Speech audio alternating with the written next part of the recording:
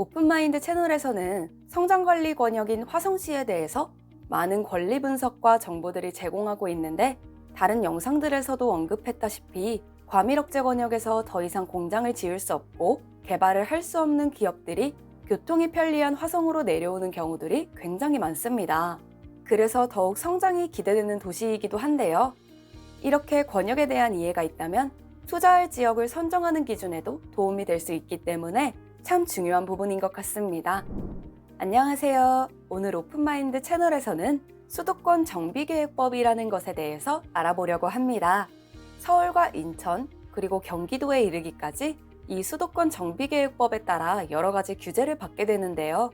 이 내용을 잘 알아두면 수도권 안에서 투자 계획이 있으신 분들에게 많은 도움이 될 수 있기 때문에 오늘 이 내용을 꼭 집중해서 시청해 주시기 바랍니다.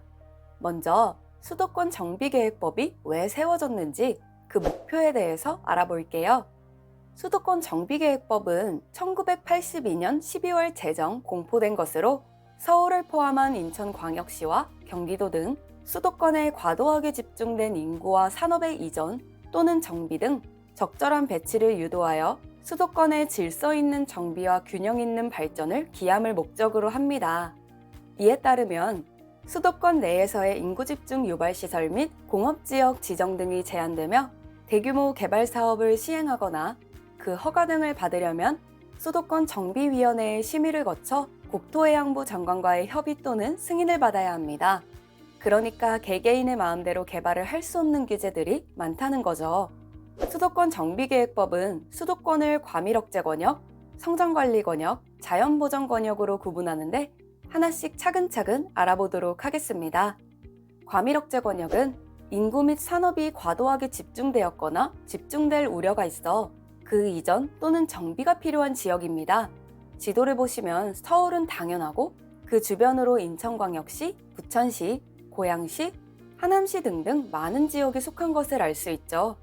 서울을 비롯하여 그 주변의 지역들은 우리가 보통 알다시피 좁은 지역에 비해 많은 인구가 몰려있고 기업과 산업이 정말 과도하게 많은데, 이 지역 관계 행정기관의 장은 국민경제 발전과 공공복리 증진을 위하여 필요한 경우를 제외하고는 학교, 공공청사, 연수시설, 그 밖의 인구집중 유발시설의 신설 또는 증설, 공업지역의 지정 등 이에 관한 인허가 또는 승인, 협의 등을 해서는 안 된다고 합니다. 그리고 성장관리 권역은 과밀억제 권역으로부터 이전하는 인구 및 산업을 계획적으로 유치하고 지나치게 인구 집중이 초래되지 않도록 하는 등 산업의 입지와 도시의 개발을 적정하게 관리할 필요가 있는 지역인데요.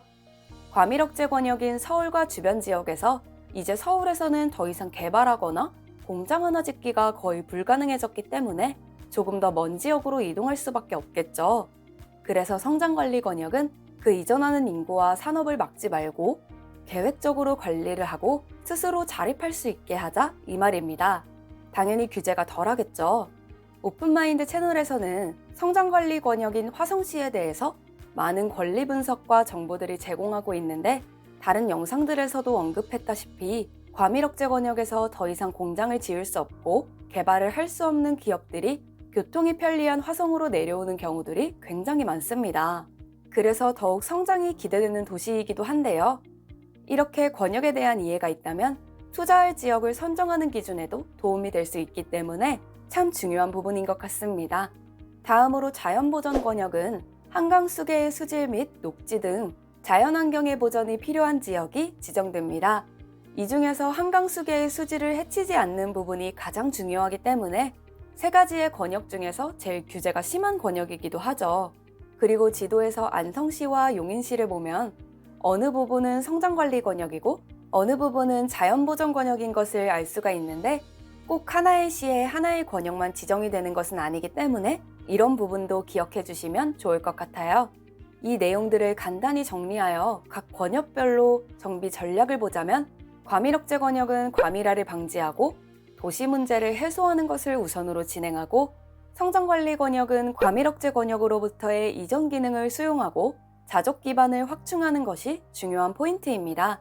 그리고 자연보전 권역은 한강수계를 보존하는 것이 중요하지만 그곳에 살고 있는 주민들이 생활하는 데 있어서 불편하지 않도록 하는 부분의 개발은 진행이 됩니다. 그럼 이제 수도권 정비계획법에 따라 어떤 제한과 규제가 있을지 알아보려고 하는데요. 앞서 말씀드렸다시피 수도권 내에서의 인구 집중 유발 시설 및 공업지역 지정 등이 제한되며 대규모 개발 사업을 시행하거나 그 허가 등을 받으려면 협의 또는 승인을 받아야 한다고 하는데 표를 보시면 꽤 자세하고 복잡하게 규제가 되어 있는 것을 알 수가 있죠. 그렇기 때문에 지금 여기서는 하나하나 자세히 읽기보다는 간단하게 훑어보고 넘어가도록 하겠습니다. 공장은 세 권역이 모두 공장 총량을 규제한다고 하는데 수도권의 과도한 공장 집중을 억제하기 위하여 공장의 신설 또는 증설의 총 허용량을 정하여 이를 초과하는 신설 또는 증설을 제한하는 것을 말하고요. 대학에서는 4년제 대학과 교육대는 과밀억제 권역에서는 신설 금지, 그리고 다른 지역으로의 이전은 심의 후 가능하지만 서울로는 금지입니다. 성장관리지역과 자연보전 권역은 소규모 대학만 심의 후 허용되고요. 전문대와 산업대는 서울을 제외한 과밀억제 권역과 성장관리 권역은 신설을 허용하지만 자연보전 권역에서는 당연히 한강 수계를 보전하기 위하여 산업대는 금지하고 전문대는 심의 후 허용이 됩니다. 판매 업무 시설은 서울특별시에 한해 과밀부담금을 부과하고 성장관리 권역에서는 규제가 없습니다. 그리고 자연보전 권역은 아예 금지이고요. 택지조성과 관광지 조성은 규모에 따라 심의 후 허용이 되는데 이 부분은 한 번씩 참고해 보시면 좋을 것 같습니다. 오늘은 이렇게 수도권 정비계획법의 내용에 대해서 알아보았는데요. 부동산 가격의 측면에서는 당연히 과밀억제 권역이 가장 비싸겠지만 투자 가치의 측면으로서는 성장이 더욱 가능한 성장관리 권역이 훨씬 좋겠죠. 이런 식으로 수도권 정비계획법을 자신의 투자 계획에 연결시켜 어떤 지역을 투자하면 좋을지 고민해 보시는 것도 많은 도움이 되실 거라고 생각합니다. 앞으로도 오픈마인드 채널에서는 토지와 부동산에 대한 다양한 정보들을 정확하고 알기 쉽게 알려드리도록 하겠습니다. 오늘은 여기까지입니다. 감사합니다.